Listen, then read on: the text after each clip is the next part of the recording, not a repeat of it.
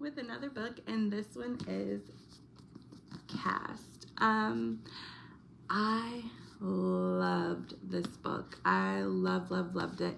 I read her other book, and if you follow me, you'll see that I did a book review on it, The Warmth of Other Suns, and I like that book is like a book that will probably just stay with me for the rest of my life. I really loved her and that book, and I'm like, I felt like so judgmental going into Caste because I'm like, okay, I know what a caste is, and how is she going to make this book great and keep my like love for her work going?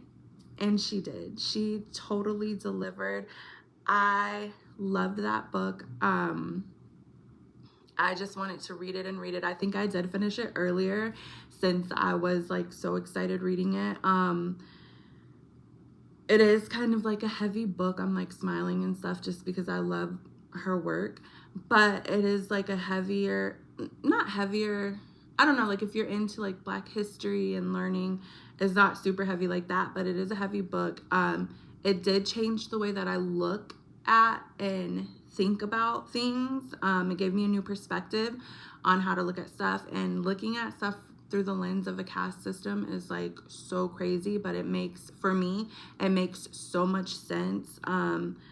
She had just so many great things going on in this book and explaining it, and again, like I said, perspective, and I just really loved it. She compares like America to the, I think, Indian caste system, which in a way is a, like, it's different, of course. Like in their caste system, you can't move up and around and things like that. In America, at this point, no matter what color you are, you have opportunity, but it's not the same opportunity as everyone else, is the point that is made in this book. Like, yeah, you can make money, you can get far, but you're not going to have the power and infrastructure to back you up as a person of color, basically. Doing things, quote unquote, in the right and more of the right way, kind of thing.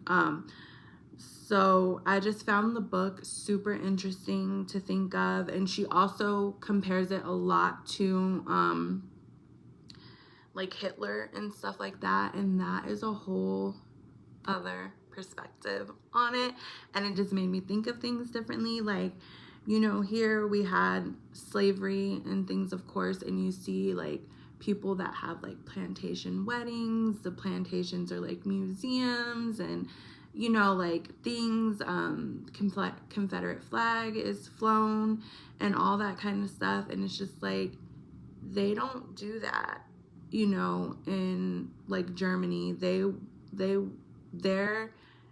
don't feel okay with the things that happen, and so those things, they have, you know, like laws and stuff against them. You're not gonna go to like the area where they had you know, those things occur and have like a wedding near the site of like a gas chamber or something. Like, it's nothing to be proud of. Like, it's not okay.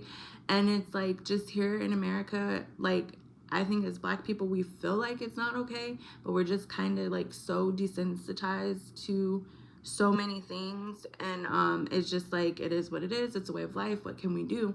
And like, just to be validated and say like that's wrong felt so good.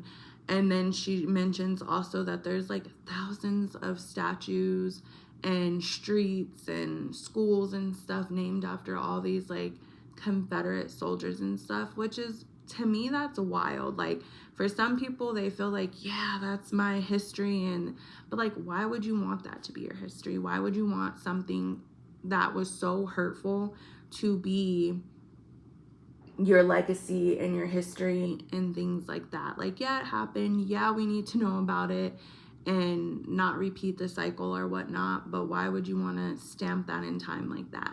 And then it's so funny too that like now it's like, oh, let's take this out of school books, but let's leave the statues, let's leave the you know, the names of this and that. And it's like, well, you don't think kids are gonna wonder, where do we get these names from? Why do we have these and stuff? And we just rewrite history and like water it down and make it like, oh, well, like, oh, well, slaves were workers. And like, yeah, they were working, but they weren't workers. They were enslaved people. And there's a big difference for that.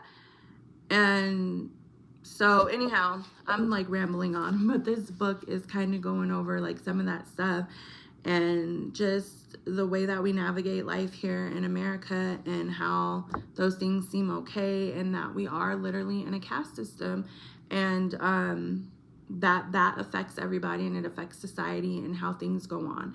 So for me, I would recommend this book for anyone who is interested in like Black history, American history, true history type things, and not this watered down whatever that they try to give us.